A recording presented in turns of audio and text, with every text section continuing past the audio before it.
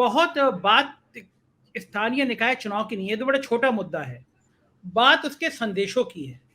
बात इस संदेश की है कि एक कोर्ट कह रहा है कि बिना पिछड़ों को आरक्षण दिए चुनाव करा लीजिए।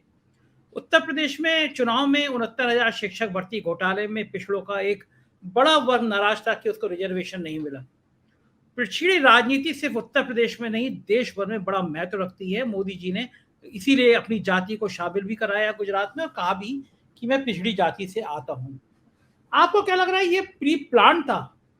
लोग कहते हैं दिल्ली और उत्तर प्रदेश में बढ़िया संबंध, रिश्ते नहीं चल रहे हैं, क्या ये प्लान था? एक वर्ग ऐसा मान रहा है कि ये प्लान था। अब अगर पिछड़े भड़के तो 2024 से बीजेपी को सत्ता पाना मुश्किल नहीं, असंभव हो जाएगा। ये चूक थी, गलती थी, साजिश थी, प्लान था, भविष्य क्या होगा? अशोक जी, क्या लगता है आपको? देखिए, मैं इसको दिल्ली और लखनऊ की राजनीति से ज्यादा राष्ट्रीय स्वयंसेवक संघ की सोच है और बीजेपी की एंटी रिजर्वेशन जो सोच है ओरिजिनल। क्योंकि जब चुनाव के टाइम पे आपको ये बोल नहीं सकते कि हम रिजर्वेशन के खिलाफ है, तो लगातार आप गरीबों की उत्थान की बात करते हैं, लेकिन जो आप बोलते हैं वो क्रियान्वयन में दिखाई नहीं देता। महाराष्ट्र का मसला ऑलरेडी सुप्रीम कोर्ट से रिजेक्ट हो चुका था।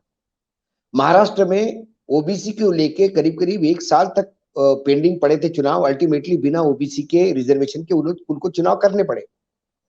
जब महाराष्ट्र में ये बात हुई तो कम से कम जो चलो नेताओं के पास समय नहीं होगा, लेकिन जो बड़े बड़े वकील होते हैं, जो करोड़ों रुपए की फीस लेके सरकार का पक्ष रखते हैं, या जो अटॉर्नी जनरल होते हैं आपके राज्य के, उनका कम से कम इतना दायित्व हो रहा था कि वो सर्वोच्च न्यायालय क्या बिहेव कर रहा है, क्या मांग रहा है, क्योंकि कोई भी न्यायालय रिजर्वेशन के लिए मना नहीं कर रहा है।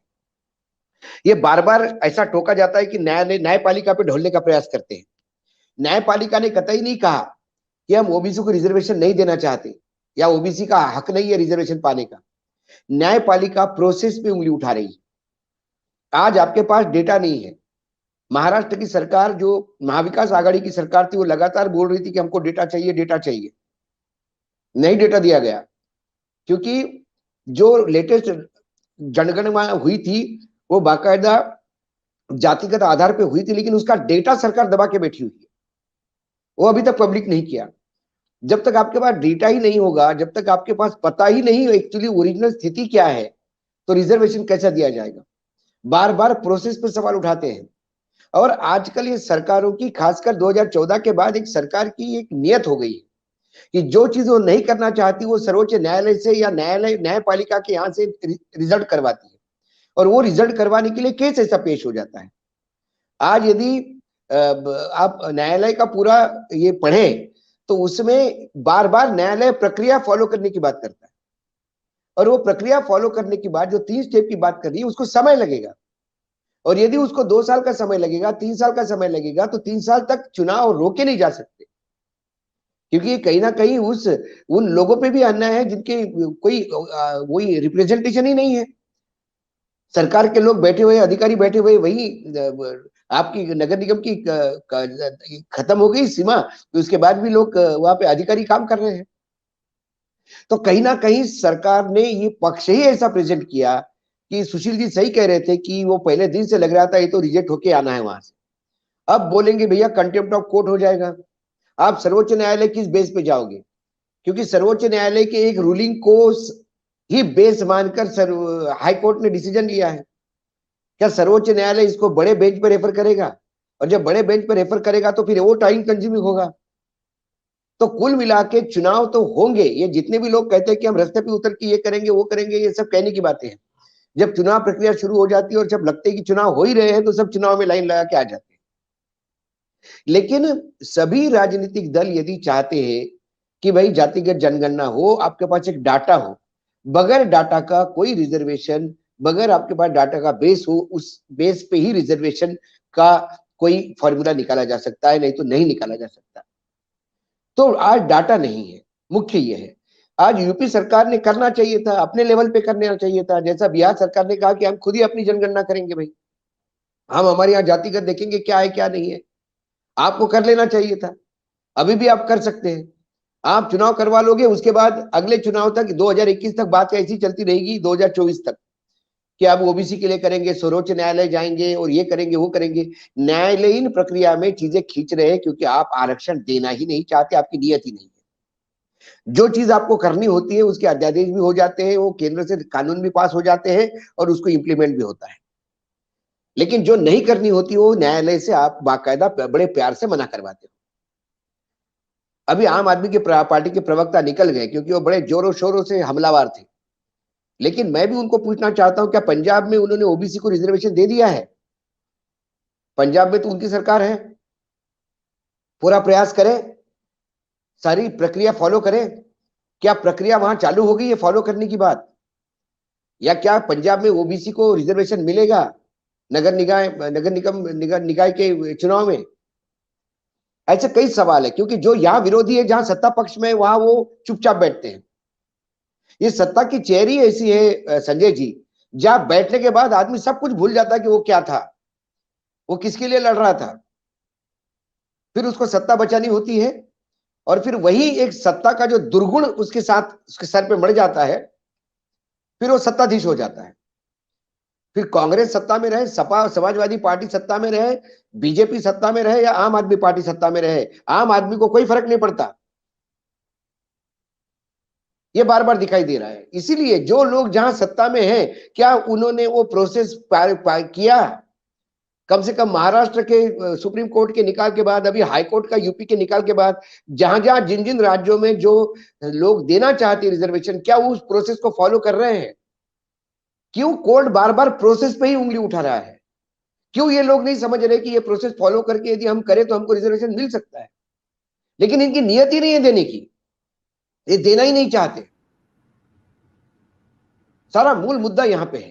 अशोक जी, मैं ये समझना चाहता हूं आपसे, चूंकि आप पूरा देश घूमते हैं, सब तमाम नेताओं से आप बात करते हैं, आपको रिजर्वेशन हो नहीं मिले, अब चुनाव में आप ऐसे आयोग बनाए, फिर चुनाव हो, क्या संदेशा पिछड़े वर्ग में चला गया? बैकवर्ड में वैसे चला गया, सरकार खेल कर रही है और चला गया, तो 2024 तक क्या क्या होगा फिर इसके बाद? सवाल ये है कि बैकवर्ड में संदेशा चला गया। बैकवर्ड ये बहुत दिनों से जानता है कि उनके साथ खेल हो रहा है, लेकिन फिर वो साथ किसका दे? सामने आता कौन है? सापनाथ और नागनाथ में से एक को चुनना है, तो नागनाथ भी सापनाथ बन के आता है तो उसको ही दूध पिला देता है, दूध पीने के बाद वो फिर नागनाथ बन जाता है। क्या गुजरात के चुनाव में हमने नहीं देखा? क्या गुजरात के चुनाव में इकट्ठा आदिवासियों में बीजेपी को समर्थन नहीं मिला? आदिवासी बेल्ट में क्या गुजरात चुनाव में हमने नहीं देखा कि आदिवासी बेल्ट में जो बीजेपी को अभूतपूर्व समर्थन मिला, वहां वोटों का बंटवारा हुआ है विपक्ष का? ये हमने नहीं देखा। 156 का जो अभूतपूर्व आंकड़ा पार किया है बीजेपी ने, उसमें विपक्ष के वोट बंटने का कितना कारण है ये सामने नहीं आया। तो क्या करेगा वहां का आदिवासी? उसकी किस्मत में ही फूटी है। यदि वो किसी और को भी वोट देता है तो भी बीजेपी सत्ता में आती है, किसी और को भी वोट देता है तो भी बीजेपी सत्ता में आती है, तो फिर बीजेपी को वोट देके बीजेपी को सत्ता में लाता है, कम से कम दुश्मनी तो नहीं होगी। मात्र गरीबों के लिए या किसानों को एक किसान नेता हमारे साथ है सुनीलम जी, पूछे क्या किसानों को मालूम नहीं इस देश के क्या स्थिति है? हर किसान समझता है, फिर भी भाई चुनाव में किसान क्यों बीजेपी को मत देता है? क्योंकि किसान यदि किसी के पीछे खड़ा है तो वोट डिवाइड हो जाता है। पंजाब में किसान भी चुनाव लड़ लिए, बताओ। तो ये बीजेपी को पता है कि समझने के बाद भी उत्तर प्रदेश में मुसलमानों को मालूम नहीं कि वो बीजेपी उनका कभी भला नहीं करेगी, बुलडोजर चलना ही चलना है। फिर भी ओएसी के पीछे चले गए, 8-10 सीटें शहीद करवा गए। पता है, मतदाताओं को पता है, विपक्ष को एकजुट होना होगा, विपक्ष को अपनी रणनीति तय करनी होगी कि मत प्रतिशत ना बटे। नरेंद्र मोदी जी के पास 300 से ज्यादा है सीटें, लेकिन मत प्रतिशत 35-36 है, 65% विरोध में है। लेकिन प्रतिशत मतदान का मतलब नहीं है, क्योंकि सीट कन्वर्टिबिलिटी वैसी नहीं होती। इसके लिए मैसेज तो लगातार जा रहे हैं, आज थोड़ी जा रहे हैं मैसेज। गुजरात में घोड़ी पे नहीं बैठने देते, दलितों को पीटा जाता है, पुलिस प्रोटेक्शन में बारात निकलती है, तो गुजरात के लोगों को मालूम नहीं क्या हो रहा है उनके साथ। मोरबी के लोगों ने देखा नहीं 135 लोग कैसे बह गए, नदी में मर गए। मातम 135 घरों में आज भी रोटी नहीं, दिया जल रहा है रोज, फिर भी वहां बीजेपी क्यों जीतती है? मैसेज वहां पे भी गया था। सिर्फ आपका रिसीवर ठीक होने से काम नहीं होगा, आपके सिग्नल तो आ गए, फोन में बैटरी चार्ज नहीं तो क्या करेगा, आएगा नहीं कुछ। सिग्नल तो आ गए, हर एक के पास सिग्नल पहुंच गया है। संजय जी, बात में इतनी कह रहा हूं बार बार, हाई कोर्ट ने रिजर्वेशन के खिलाफ टिप्पणी नहीं की। हाई कोर्ट ने कहा प्रोसेस नहीं फॉलो किया। ये प्रोसेस फॉलो करने में समय लगेगा।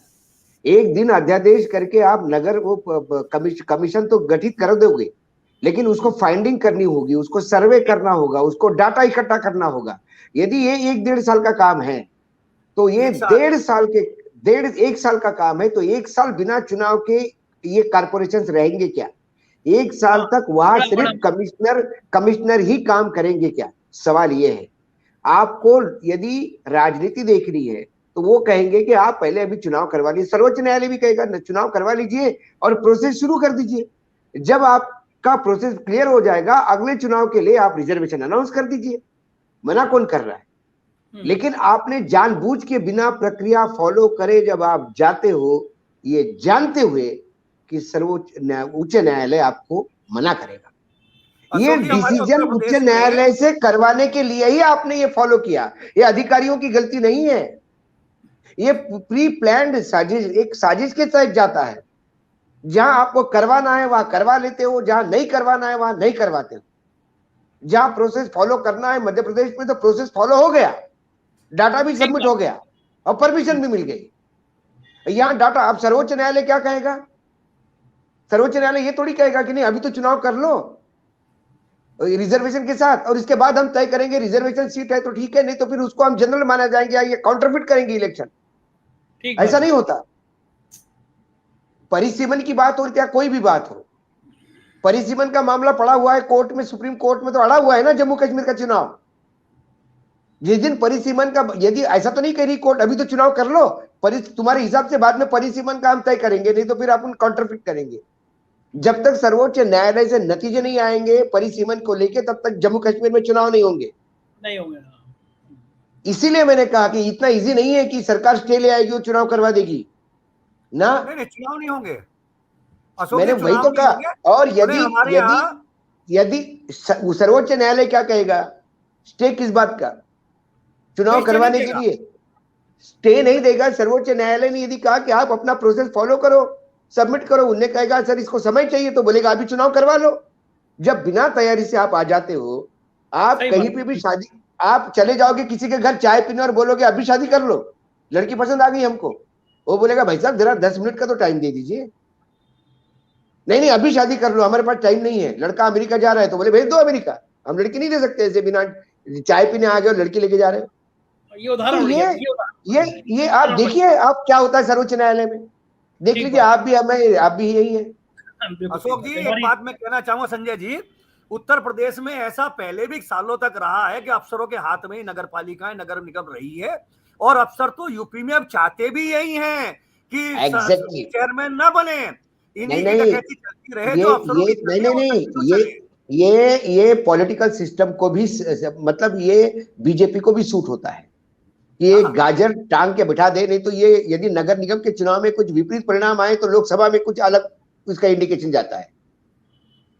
ठीक बात, वो तो अपने हिसाब से काम करेंगे। ये तो बाकी राजनीतिक दलों को, बाकी राजनीतिक दल को देखना है कि ये प्रोसेस पार करने में यदि 7-8 साल निकलते हैं तो 7-8 साल तक तुम्हारी एक जो ग्राउंड की फौज होती है तैयार, जो फुट सोल्जर होते हैं पार्टी के, वो ग्राम पंचायत चुनाव, नगर पालिका चुनाव, नगर निगम के चुनाव, यहां से उठ के आता है ऊपर, वो पूरी फौज मर जाएगी आपकी।